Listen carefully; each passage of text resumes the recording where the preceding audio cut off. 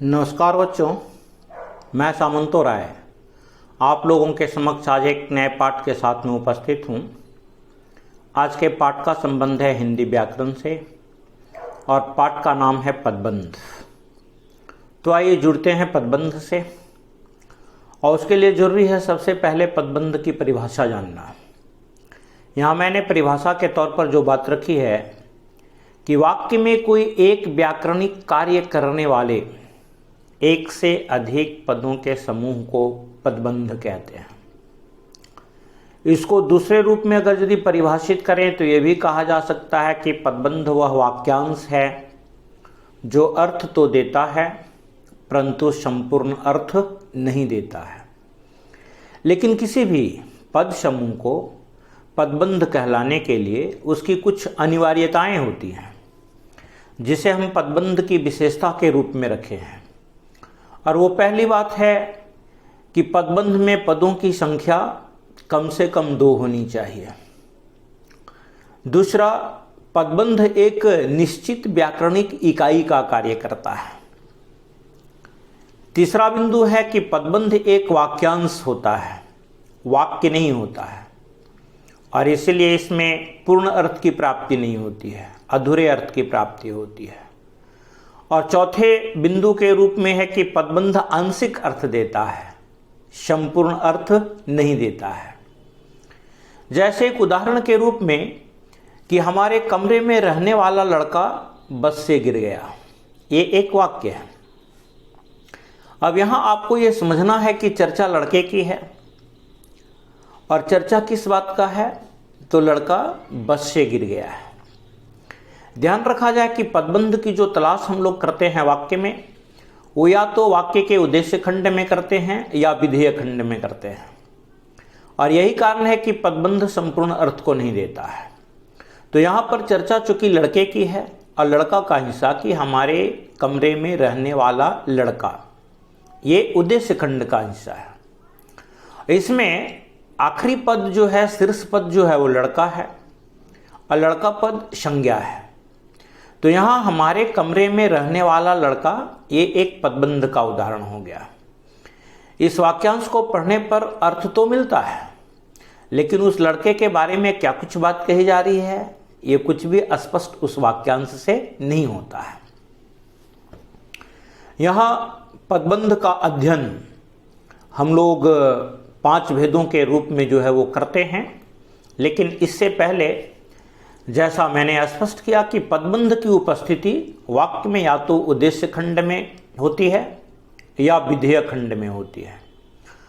उद्देश्य खंड में जो पदबंध की प्राप्ति होती है वो संज्ञा होता है, सर्वनाम होता है और विशेषण जैसे पदबंध, ये उद्देश्य खंड में मिलते हैं।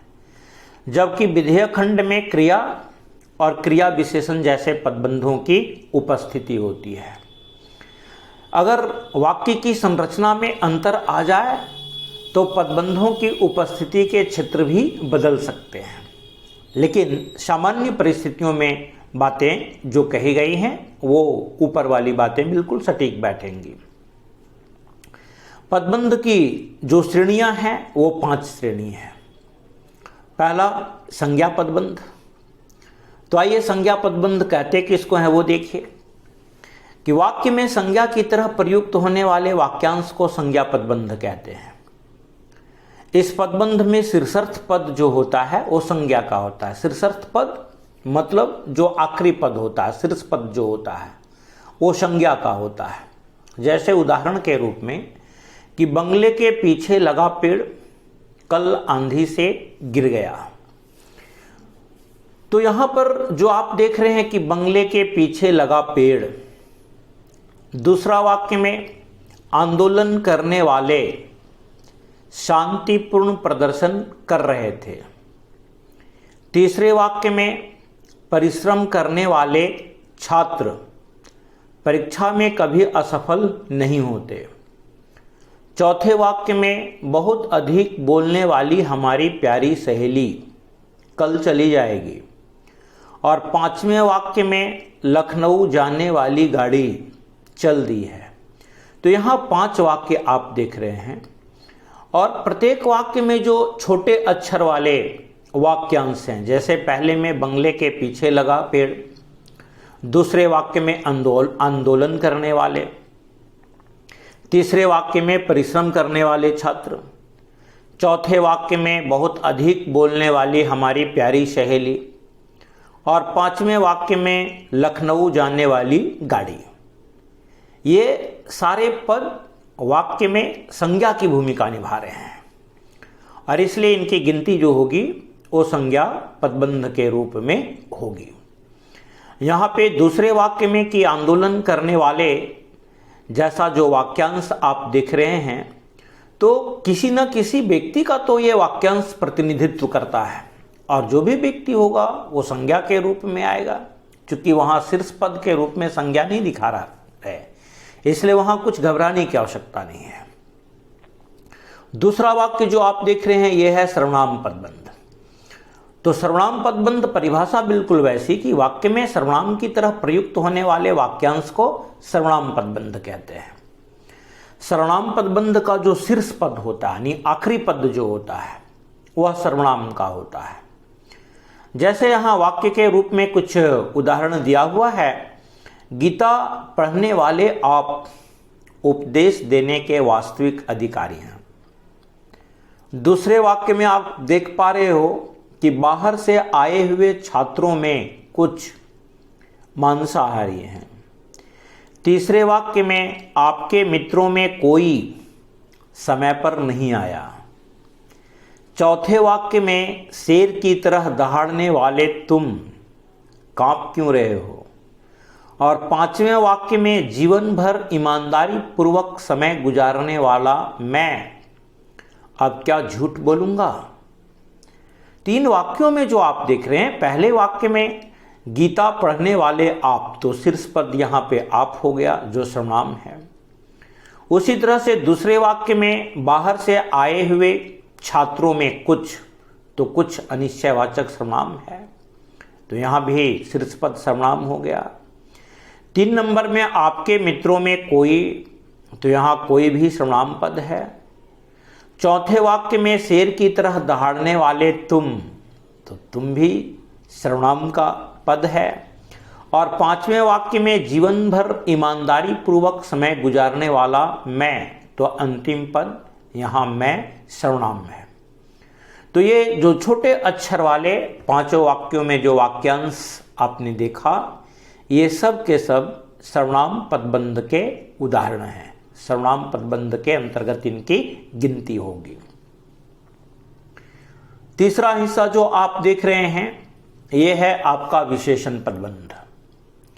तो विशेषण पदबंध की जो परिभाषा आप देंगे कि जो पदबंध वाक्य में संज्ञा अथवा सर्वनाम की विशेषता बतलाने का काम करता हो वो विशेषण पदबंध कहलाता है। अब यहाँ पर जैसे आप संज्ञा और सर्वनाम पदबंध को जो देख रहे थे, तो उनके शीर्ष पद के रूप में आप संज्ञा अथवा सर्वनाम पद को देख रहे थे।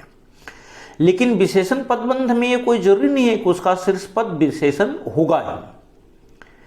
शीर्ष पद विशेषण नहीं होने के बावजूद भी वाक्यांश विशेषण की भूमिका निभाता है। जैसे उदाहरण के रूप में पहला वाक्य आपको जो दिख रहा है कि पुरुष युवक ने ठंड से ठिठुरते हुए वृद्ध को कंबल दिया। यहाँ पे जो पहला हिस्सा आपको जो दिया हुआ है, ठंड से ठिठुरते, ये वृद्ध की विशेषता बतला रहा है। उसी तरह से लकड़ी के उस बड़े संदूक में मेरी किताबें रखी हैं। अब जरा आप देखिए कि लकड़ी के उस बड़े, ये संदूक की विशेषता आपको बतला रहा है। उसी तरह से मेरे प्रयाग में रहने वाले मित्र आज हाजीपुर आ रहे हैं, तो यहाँ प्रयाग में रहने वाले जो आप देख रहे हैं वो मित्र की खासियत है, मतलब उस मित्र को खास मित्र की ओर संकेत किया जा रहा है इस वाक्यांश से।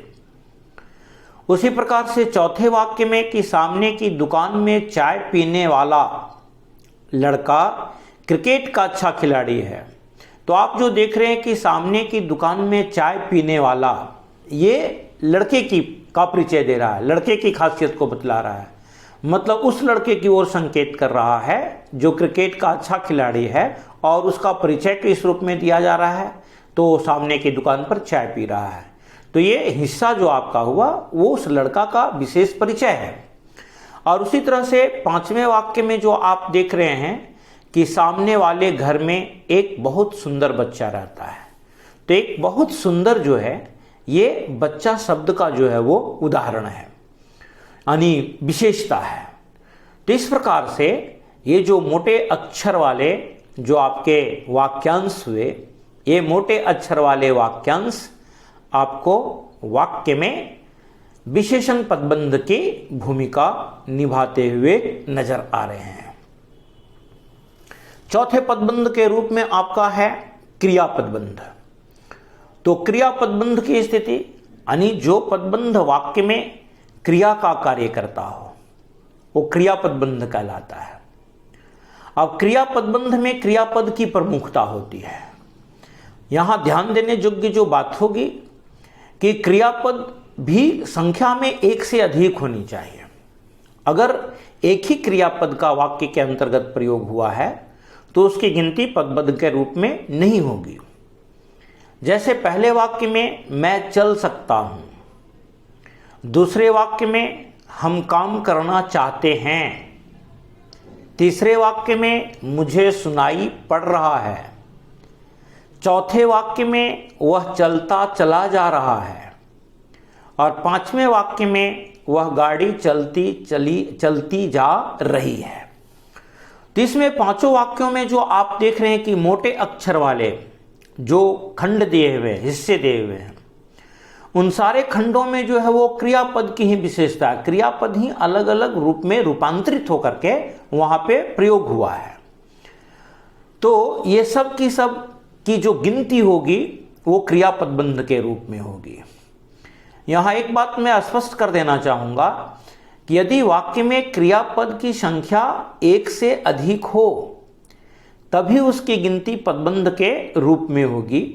यदि किसी वाक्य में क्रिया का केवल एक ही पद हो, जैसे मैंने पढ़ा, अब यहां पे मैंने पढ़ा में पढ़ा शब्द एक है, एक पद है, तो वहां क्रिया होने के बावजूद भी उसकी गिनती जो होगी वो क्रिया पदबंध के रूप में नहीं होगी। और आखिरी जो हिस्सा आपका दिया हुआ है वह है क्रिया विशेषण पदबंध। तो क्रिया विशेषण पदबंध जैसा कि बिल्कुल नाम से ही स्पष्ट हो रहा है, जैसे विशेषण संज्ञा और सर्वनाम की विशेषता बतलाता है, वैसे क्रिया विशेषण क्रिया की विशेषता बतलाता है। इसका मतलब है कि जो पदबंध वाक्य में क्रिया विशेषण की भूमिका निभाता हो या क्रिया विशेषण की तरह कार्य करता हो, उसकी गिनती क्रिया विशेषण पदबंध के रूप में होती है। अब जैसे क्रिया विशेषण मतलब किस रूप में हम समझ पाए, जैसे क्रिया कब हो रही है, कहाँ हो रही है, कैसे हो रही है, तो इस प्रकार की जानकारियां आपको विशेषण के तौर पर मिलेगी।